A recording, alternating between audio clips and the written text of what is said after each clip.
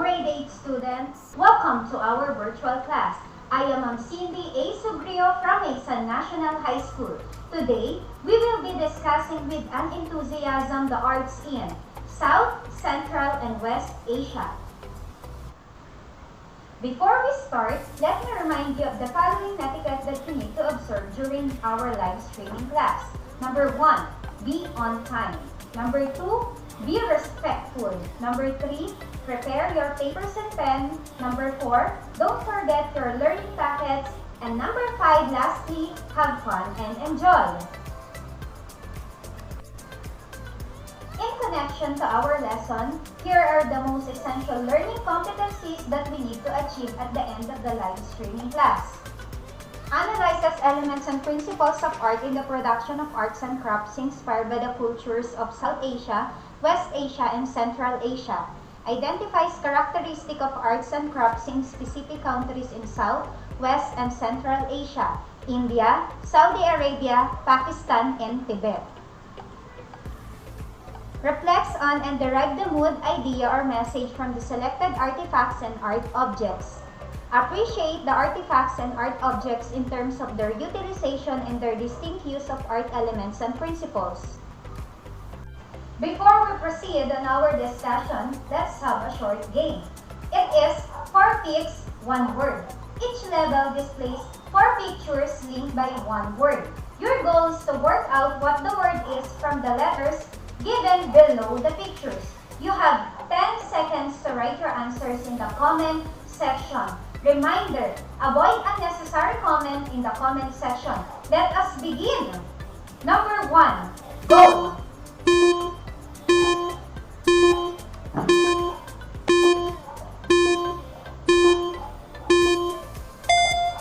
Very good. The answer is India. Number 2, go!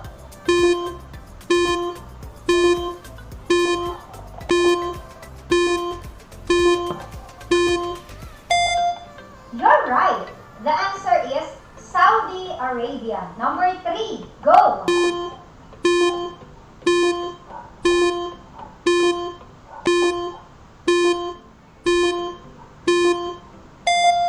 Great! The answer is Tibet.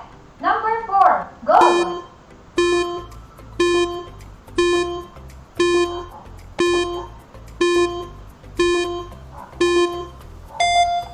Amazing! The answer is Rangoli. Number 5.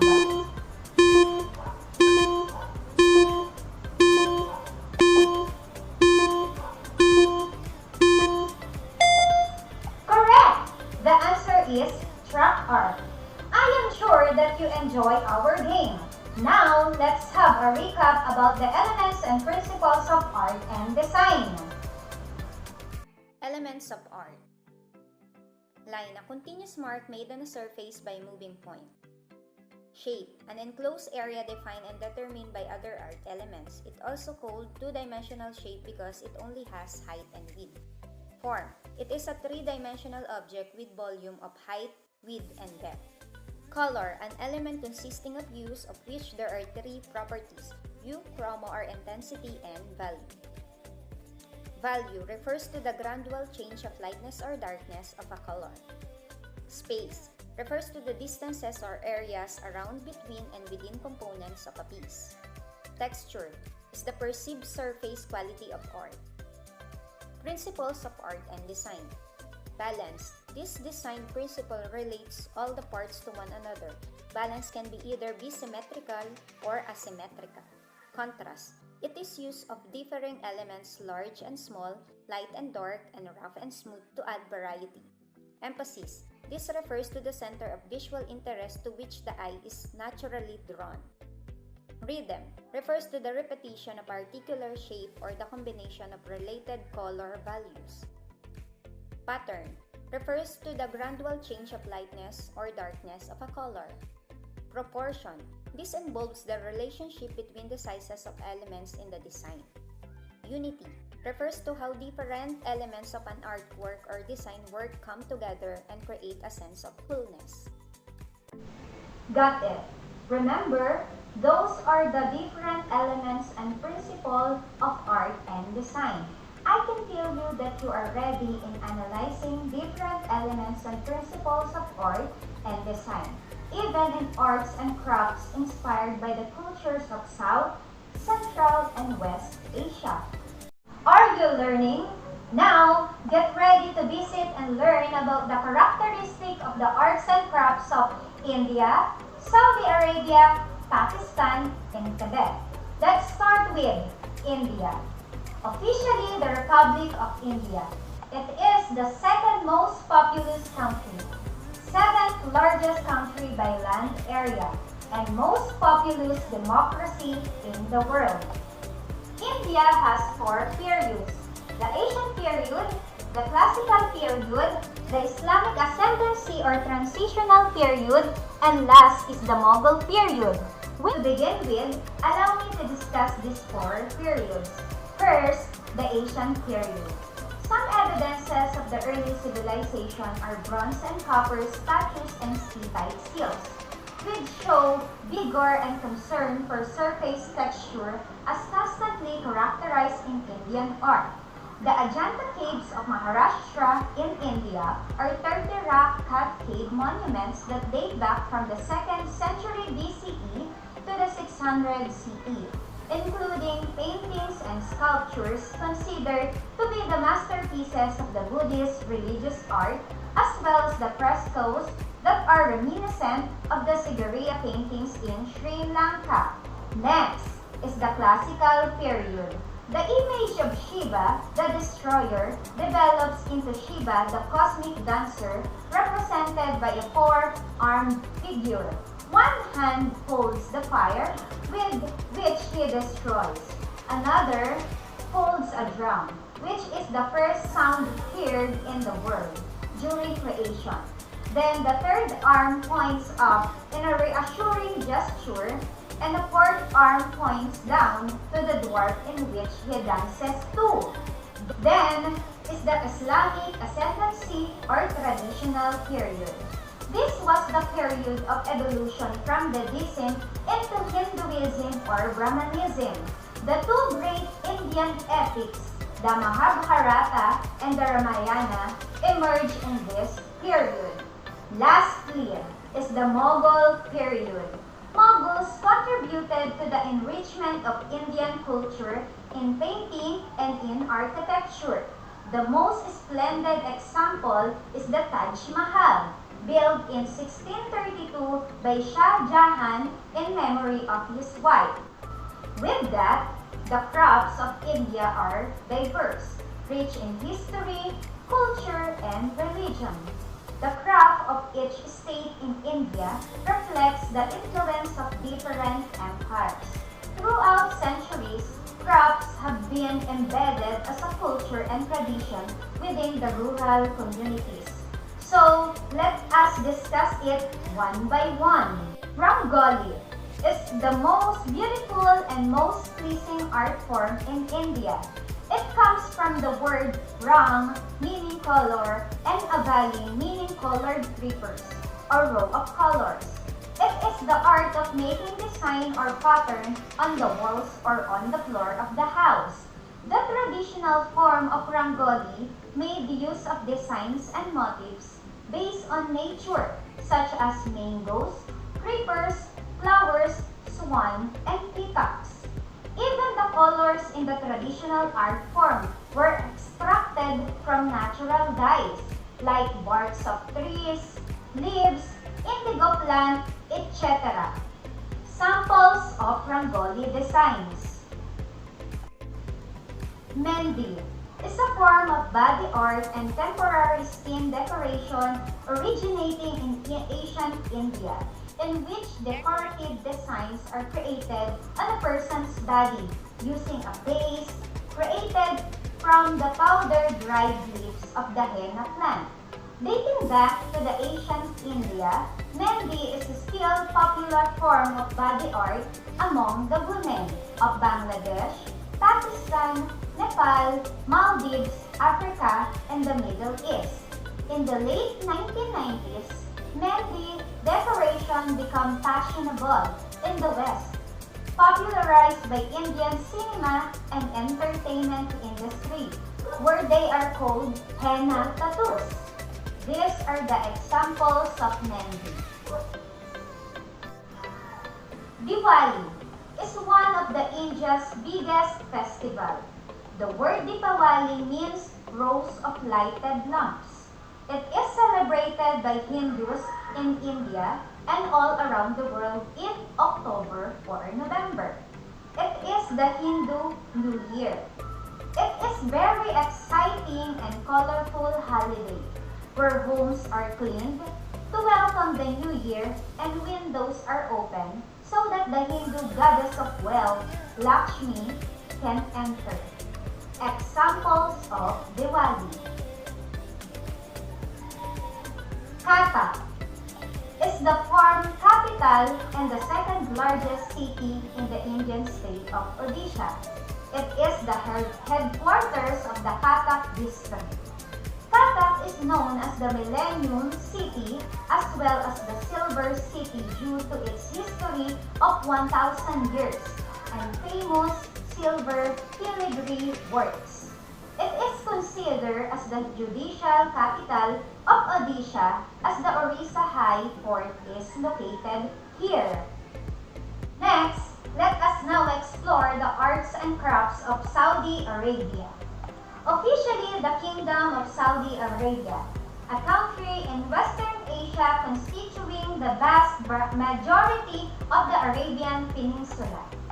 Saudi Arabian art should be understood in the light of the country being the birthplace of Islam and to include both the arts of Bedouin nomads and those of the sedentary peoples of regions. Carpet design.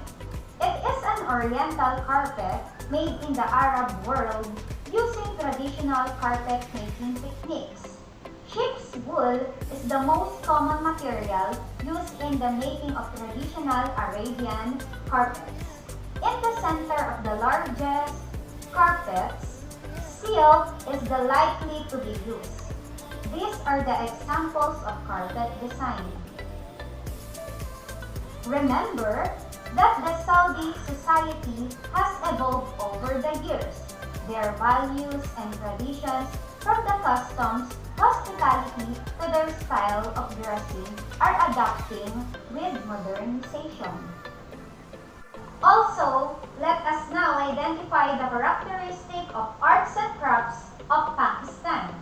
Pakistan, officially the Islamic Republic of Pakistan. It is the world's fifth most populous country with a population exceeding 212.2 million. It has the world's second largest Muslim population. Pakistani architecture is divided into four recognized periods: the pre-Islamic, Islamic, colonial, and the post-colonial. Around the middle of the 3rd millennium BCE, an advanced urban culture developed for the first time in the region. Large buildings were built, some of which still survive to this day, like Mohenjo-daro, Harappa, and Kot Diji, which are among the pre-Islamic settlements, are now tourist attractions. Across Pakistan, brightly colored flamboyant trucks painted with images of idealized landscape, famous personalities, flowers and trees turned village lanes, city streets, and long-distance highways into a gallery without walls. A free-form, kaleidoscopic exhibition in motion. Other arts of Pakistan include painted chests and jars. Let us now visit the country of Tibet. Tibet is a region in Central Asia covering much of the Tibetan Plateau spanning about 2.5 million square kilometers. It is the traditional homeland of the Tibetan people as well as some of other ethnic groups such as Monpa, Tamang, Tiang, Sherpa, and Lyoba peoples. Tibet is the highest region on earth. Mandala is a geometric configuration of symbols. In various spiritual traditions, mandalas may be employed for focusing attention of practitioners and adepts, as a spiritual guidance tool for establishing establishing a sacred space as an aid to meditation and trance induction. In New Age, the mandala is a diagram chart or geometric pattern that represents the cosmos metaphysically or symbolically. These are the examples of mandala. After visiting South and Central Asia, we will now fly to West Asia, wherein West Asia is rich in cultural heritage. In addition, this is evident in the variety and quality of regional arts and crafts. Typical artistic forms from the region include embroidery, ceramics, wood carving, hammered metal work, calligraphy, inlaid wood designs, and blown glass works. Although these are the some of the most acclaimed art forms contributed by West Asia, their aesthetic can be seen in almost any product from the region, even including such things as handmade soap from Syria or Lebanon. There you have it. Now, let's try if you truly understand what we have discussed. In the comment section, you're going to write the characteristic about the pictures of arts and crafts in South, Central, and West Asia. I'll give you 20 seconds to write your answers.